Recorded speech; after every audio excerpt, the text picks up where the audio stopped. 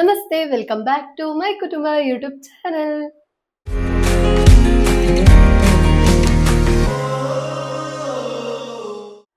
Cooking ವಿಡಿಯೋಗೆ ತುಂಬಾ ಒಳ್ಳೆ ರೆಸ್ಪಾನ್ಸ್ ಬರ್ತಾ ಇದೆ. So thank you so much. ನಿಮ್ಗೆಲ್ರಿಗೂ ಹೀಗೇನೆ ಸಪೋರ್ಟ್ ಮಾಡ್ತಾ ಇರಿ. ಹಾಗೇನೆ ಯಾರೆಲ್ಲ ನನ್ನ ಚಾನಲ್ ಅನ್ನ ಇನ್ನೂ ಸಬ್ಸ್ಕ್ರೈಬ್ ಮಾಡಿಲ್ಲ, ಬೇಗ ಬೇಗ ಹೋಗಿ ಸಬ್ಸ್ಕ್ರೈಬ್ ಮಾಡಿ. ಹಾಗೇನೆ ಬೆಲ್ ಐಕಾನ್ ಕೂಡ ಕ್ಲಿಕ್ ಮಾಡಿ. ಇವತ್ತು ನಾನು ವೆಜ್ ಅಲ್ಲಿ ಏನಾದ್ರೂ ಒಂದು ನಿಮ್ಗೆ ಸ್ಪೆಷಲ್ ರೆಸಿಪಿ ಮಾಡ್ಬೇಕಂತ ಬಂದಿದ್ದೇನೆ.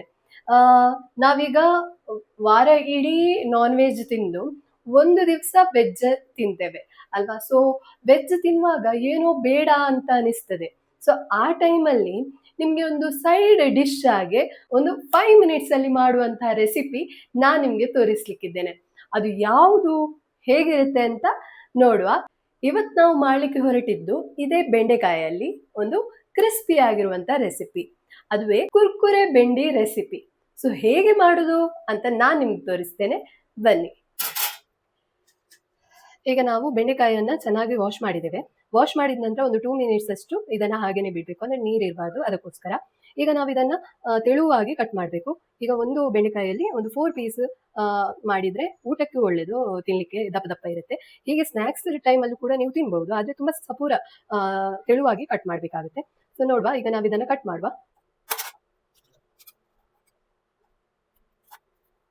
ಈ ತರ ಒಂದು ಪೀಸನ್ನ ಬೇಕಿದ್ರೆ ನೀವು ತುಂಬಾ ತೆಳುವಾಗಿ 3 ಲೇಯರ್ ಅಲ್ಲಿ ಕಟ್ ಮಾಡಬಹುದು.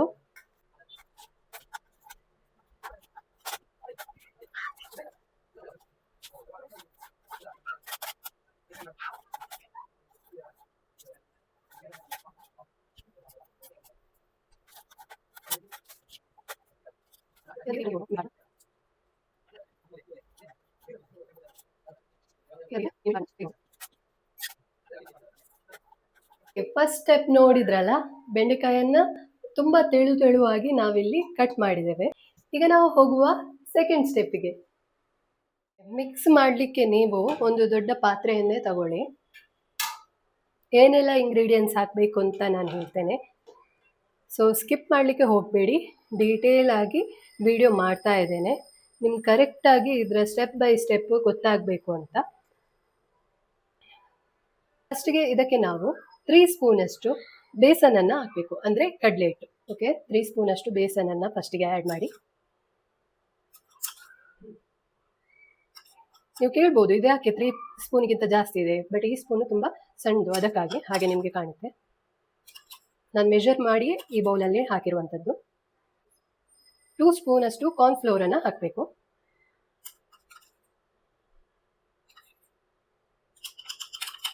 ಇದಕ್ಕೀಗ ನಾವು 1 ಸ್ಪೂನ್ ಅಷ್ಟು ಜೀರಾ ಪೌಡರನ್ನು ಹಾಕಬೇಕು. 1 ಸ್ಪೂನ್ ಅಷ್ಟು ಚಿಲ್ಲಿ ಪೌಡರನ್ನು ಹಾಕಿ. ನೆಕ್ಸ್ಟ್ 1/4 ಸ್ಪೂನ್ ಅಷ್ಟು ಹಳದಿ ಪೌಡರ್. ನೆಕ್ಸ್ಟ್ ರುಚಿಗೆ ತಕ್ಕಷ್ಟು ನೀವು ಇದಕ್ಕೆ ಉಪ್ಪನ್ನು ಸೇರಿಸಿ. ನೆಕ್ಸ್ಟ್ 1 ಸ್ಪೂನ್ ಅಷ್ಟು ಗರಂ ಮಸಾಲ ಪೌಡರನ್ನು ಆ್ಯಡ್ ಮಾಡಿ. ಗರಂ ಮಸಾಲನೂ ಹಾಕ್ಬೋದು ಅಥವಾ ಚಾಟ್ ಮಸಾಲ ಇದ್ರೂ ಬೆಸ್ಟ್.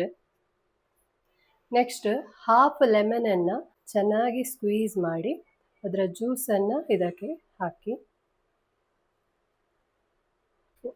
ನೆಕ್ಸ್ಟ್ ಇದಕ್ಕೆ 1 ಸ್ಪೂನ್ ಅಷ್ಟು ಮಸ್ಟರ್ಡ್ ಆಯಿಲ್, ಅಂದರೆ ಸಾಸಿವೆ ಎಣ್ಣೆಯನ್ನು ಹಾಕಬೇಕು. ಇದನ್ನು ಈಗ ಚೆನ್ನಾಗಿ ಮಿಕ್ಸ್ ಮಾಡಿಕೊಳ್ಬೇಕು.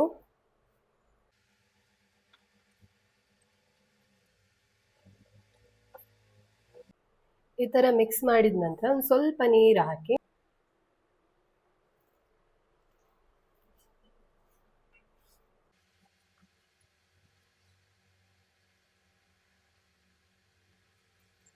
ನೋಡಿ, ಚೆನ್ನಾಗಿ ಮಿಕ್ಸ್ ಆಗಿದೆ.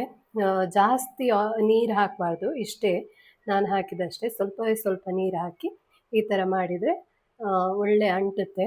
ಇದನ್ನು ಈಗ ನೀವು ಒಂದು 5 ನಿಮಿಷದಷ್ಟು ಹಾಗೇನೆ ಇಡಿ, ಯಾಕಂದರೆ ಅದರ ಉಪ್ಪು ಖಾರ ಹೀರ್ಕೊಳ್ಬೇಕಲ್ವ, ಅದಕ್ಕೋಸ್ಕರ.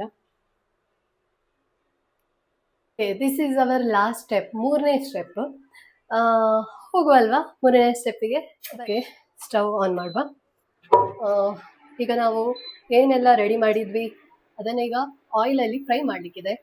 ಸೊ ಈಗ ನಾನು ಆಯಿಲ್ ಹಾಕ್ಲಿಕ್ಕಿದೆ.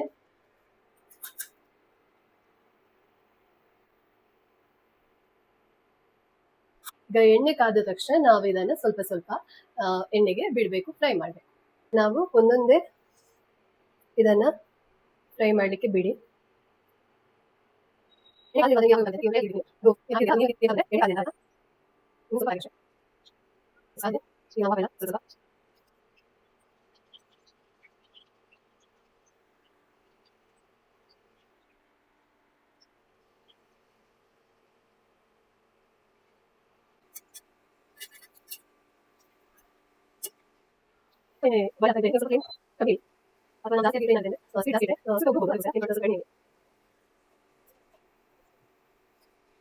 ಕಾದಿದೆ, ಪ್ಲೇಟಿಗೆ ಶಿಫ್ಟ್ ಮಾಡಿ.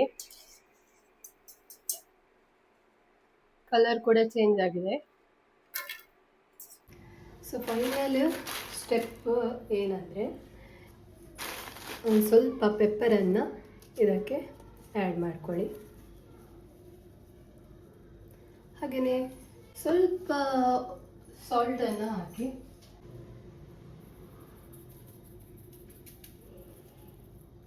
ದೆನ್ ಚೆನ್ನಾಗಿ ಮಿಕ್ಸ್ ಮಾಡ್ಕೊಳ್ಳಿ. ನೋಡಿ, ರೆಡಿಯಾಗಿದೆ ಕುರ್ಕುರೆ ಬೆಂಡಿ ರೆಸಿಪಿ. ನಾನು ನಿಮಗೆ ಟೇಸ್ಟ್ ಹೇಳ್ತೇನೆ ಹೇಗೆ ಬಂದಿದೆ ಅಂತ.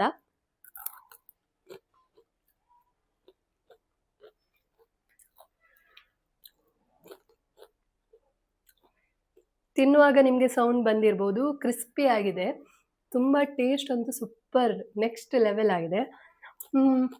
ನಿಮ್ಮ ಮನೆಯಲ್ಲಿ ಯಾರಾದರೂ ಸಣ್ಣ ಮಕ್ಕಳಿದ್ದರೆ ಅವರಿಗೆ ಒಂದು ಸ್ನ್ಯಾಕ್ಸ್ ಆಗಿ ನೀವು ಇದನ್ನು ಕೊಡ್ಬೋದು. ಅಥವಾ ವೆಜ್ ತಿಂದು ತಿಂದು ಬೋರ್ ಆಗಿದ್ದರೆ ಖಂಡಿತ ಒಂದು ಸೈಡ್ ಡಿಶ್ ಆಗಿ ಇದನ್ನು ತಿನ್ಬೋದು. ಇದಾಗಿತ್ತು ಇವತ್ತಿನ ರೆಸಿಪಿ. ಐ ಹೋಪ್ ನಿಮ್ಗೆಲ್ರಿಗೂ ಇಷ್ಟ ಆಯಿತು ಅಂತ. ಇಷ್ಟ ಆಗಿದ್ದರೆ ಲೈಕ್ ಮಾಡಿ, ಶೇರ್ ಮಾಡಿ, ಹಾಗೆಯೇ ಕಮೆಂಟಲ್ಲಿ ತಿಳಿಸಿ ನೀವು ಕೂಡ ಟ್ರೈ ಮಾಡಿದ್ರಾ, ಹೇಗನ್ನಿಸ್ತು ಅಂತ. ಓಕೆನಾ? ಯಾರೆಲ್ಲ ಸಬ್ಸ್ಕ್ರೈಬ್ ಮಾಡಿಲ್ಲ ಬೇಗ ಹೋಗಿ ಸಬ್ಸ್ಕ್ರೈಬ್ ಮಾಡಿ, ಹೀಗೇನೆ ಸಪೋರ್ಟ್ ಮಾಡಿ ಅಂತ ಹೇಳುತ್ತಾ ಇವತ್ತಿನ ವಿಡಿಯೋನ ಇಲ್ಲಿಗೆ ಎಂಡ್ ಮಾಡ್ತಾ ಇದ್ದೇನೆ. ಟೇಕ್ ಕೇರ್, ಬಾಯ್.